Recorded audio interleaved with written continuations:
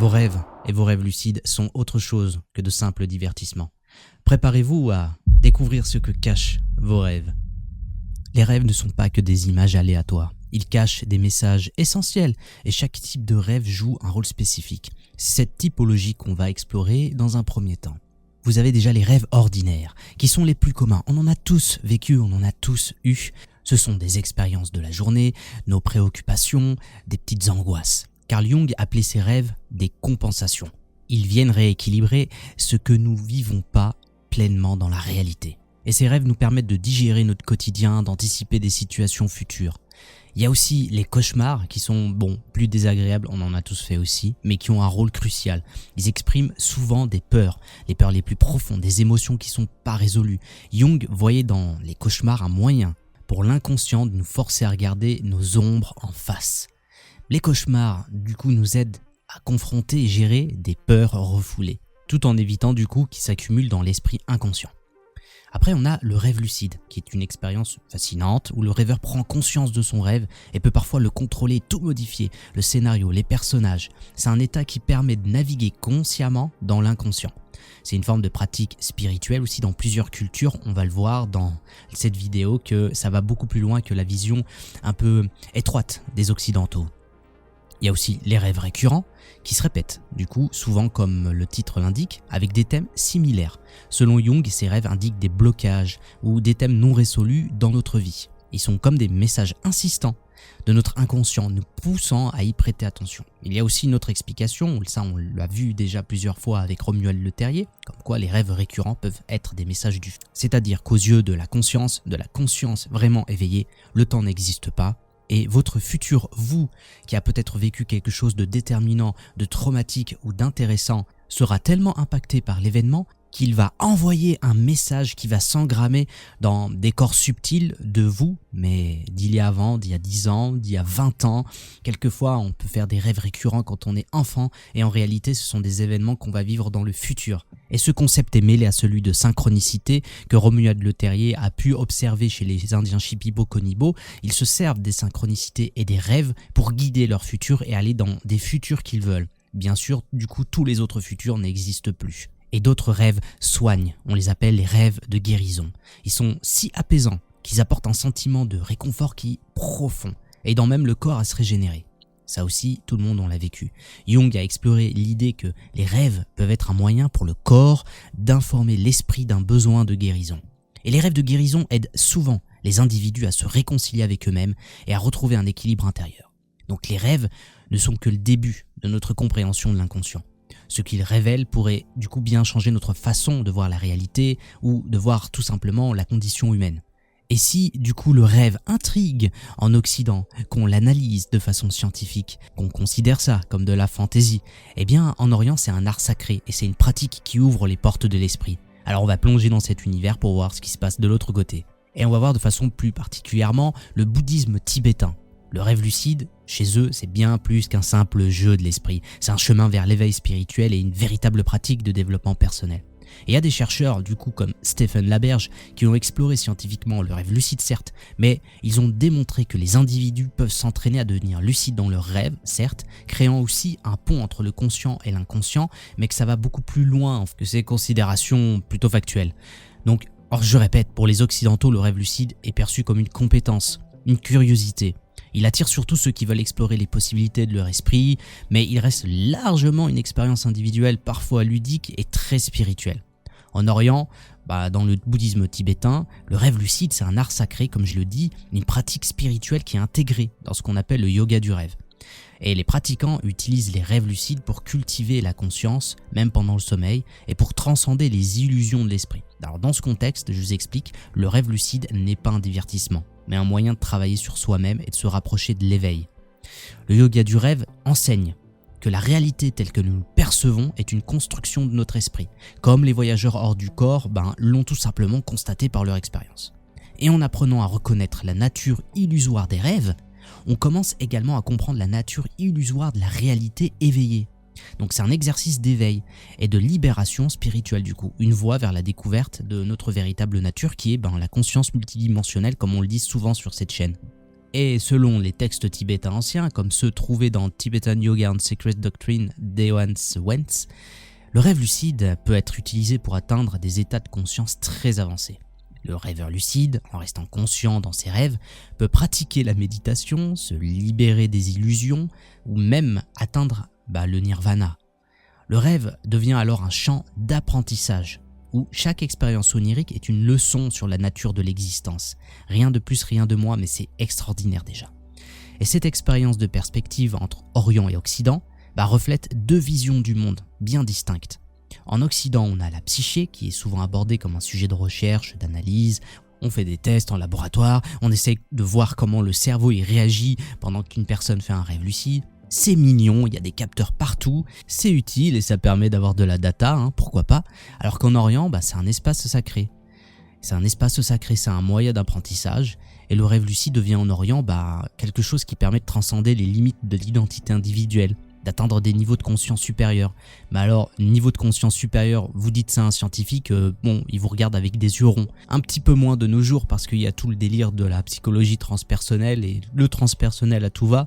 Du coup, on commence à mettre des mots pseudo-scientifiques, pseudo-rationnels à des trucs qu'on a toujours vécu et qui sont spirituels, mais tout va bien. Cela fait partie de notre apprentissage en Occident de se réapproprier un petit peu ces états multidimensionnels. Du coup, je vous pose la question, si pour l'Occident les rêves c'est un mystère et pour l'Orient c'est un chemin vers l'éveil, vous choisissez d'explorer quoi? Moi, j'aime pas tout ce qui est binaire, je choisis le troisième chemin, c'est-à-dire que c'est bien d'avoir de la data, mais il faut savoir mettre aussi en avant les expériences personnelles, les expériences qu'on peut vivre, que ce soit dans les sorties hors du corps ou les rêves lucides, parce que c'est un chemin. Du coup, les rêves lucides, forcément, ça fascine pour le côté fantastique, surréaliste, etc. Mais c'est bien plus que ça. Et en devenant conscient de nos rêves, on accède à des ressources cachées de notre psyché, de notre spiritualité. Que ce soit surmonter des peurs, explorer des dimensions spirituelles, atteindre un état d'éveil. Ok.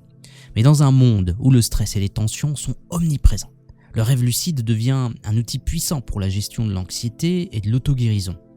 Lorsqu'on est lucide, on peut revisiter des souvenirs douloureux, on peut affronter des peurs et même transformer des cauchemars en expériences positives. En intégrant la lucidité, nous reprenons le contrôle et devenons acteurs de notre psyché. Par exemple, en affrontant consciemment un cauchemar récurrent, on pourrait changer l'histoire, transformer les symboles négatifs et nous libérer des émotions refoulées. Ce processus agit comme une forme de thérapie, mais nocturne, où le rêve devient un lieu sécurisé pour explorer et guérir. Dans le domaine spirituel, le rêve lucide est vu comme un accès privilégié à des états de conscience supérieurs. Dans ces états de lucidité, le rêveur devient l'observateur de son propre esprit. Il découvre alors que ce qui semble réel dans le rêve n'est qu'une simple projection. Le rêve lucide offre aussi l'opportunité de développer de la conscience. En pratiquant régulièrement, on devient plus conscient de nos pensées, de nos émotions et même de nos schémas de comportement. Cette prise de conscience accrue ne reste pas confinée au rêve, elle nous accompagne dans notre vie quotidienne, nous rendant plus présents et plus alignés avec nos valeurs, et c'est aussi l'effet qui se coule des sorties hors du corps. Mais stop. Imaginons que du coup vos rêves vous emmènent au-delà du sommeil, au-delà de toutes ces projections, vers une réalité parallèle. Alors, le rêve lucide, est-ce que c'est un simple rêve? Est-ce qu'on peut considérer le rêve lucide comme juste un rêve au final? Eh bien, c'est là où on se pose la question du rêve lucide, la sortie hors du corps. Si le rêve lucide vous permet de devenir pleinement conscient au sein d'un rêve, la sortie hors du corps semble être une véritable évasion de notre réalité physique. Mais la frontière entre ces deux expériences, est-ce qu'elle est si claire que ça? Dans le rêve lucide, le rêveur y réalise qu'il est en train de rêver. Et cela lui donne la possibilité d'interagir avec son environnement onirique de manière consciente. Mais selon Stephen Laberge, le rêve lucide offre un espace où l'esprit est libre de créer et de transformer un espace où l'on peut explorer des mondes construits par notre subconscient tout en restant dans notre lit. Mais contrairement au rêve lucide, la sortie hors du corps est perçue comme une expérience où la conscience se détache de son enveloppe physique pour explorer des dimensions subtiles. Robert Bruce, dans son ouvrage Astral Dynamics, décrit cette expérience comme une projection de notre double énergétique, capable de voyager dans le monde astral. Voilà. Mais bien que ces deux expériences semblent différentes, elles partagent des caractéristiques intrigantes tout de même. Dans les deux cas, le voyageur est conscient, plus ou moins, bien que le voyageur hors du corps possède une lucidité qui dépasse celle du rêveur lucide. Et c'est un voyageur hors du corps qui a fait des rêves lucides qui vous le dit. Et le problème est que le référentiel d'expérience étant différent, un voyageur hors du corps étant susceptible de faire des rêves lucides en amont, de le faire de façon récurrente, de le faire plus facilement, il aura une approche expérientielle beaucoup plus complète. Surtout s'il est curieux de ces domaines. Alors qu'un rêveur lucide, bien qu'il arrive à créer des rêves lucides qui sont très avancés, avec des sensations qui sont quasiment pareilles que celles de la sortie hors du corps, il ne fera toujours que du rêve lucide parce que pour lui, ce ne sera pas plus choquant que ça, que de faire un rêve lucide. Alors que la première fois que vous ferez un voyage hors du corps, vous aurez juste l'impression de mourir. C'est tout ce que vous aurez comme impression. Vous aurez l'impression que vous êtes en train de mourir. C'est pour ça aussi que certains chercheurs avancent que le rêve lucide pourrait être une forme de sortie hors du corps, où la conscience se limite à un environnement mental, mais reste connectée aux dimensions subtiles. Je répète que le rêve lucide pourrait être une forme de sortie hors du corps, et pas le contraire. La sortie hors du corps n'est pas une forme de rêve lucide. Ce serait le rêve lucide qui serait une forme de sortie hors du corps. C'est juste qu'on n'a pas le vocabulaire, on n'a pas le background, et du coup, vu que c'est une activité nocturne, une activité où le corps est endormi et où l'esprit est conscient, on a associé ça au rêve, parce que c'est tout ce qu'on avait. Cela explique aussi d'énormes similitudes dans les techniques qu'on utilise pour créer la sortie hors du corps. Et il y a encore plein d'autres différences. Il y a des différences dans les inductions, il y a des différences dans les perceptions. Est-ce que c'est un rêve lucide qu'une personne qui est consciente de A à Z, c'est-à-dire que moi je suis conscient actuellement en train de vous parler, mais si je vais dans mon lit, que je suis conscient, que j'arrive à éteindre mon corps tout en restant conscient de ce qui se passe, et que j'ai un état vibratoire et que je fais une sortie hors du corps, mais que j'ai pas eu de lucidité stagnante, que ma lucidité était là du début à la fin. Certains appelleraient ça un rêve éveillé, ne sachant absolument pas du coup quelles sont les caractéristiques du rêve éveillé par rapport à la sortie hors du corps. Donc il faut vraiment être, entre guillemets, je m'en excuse, bas du front pour essayer de tout mélanger. Une sortie hors du corps, c'est une sortie hors du corps. Et le rêve lucide est une forme de sortie hors du corps.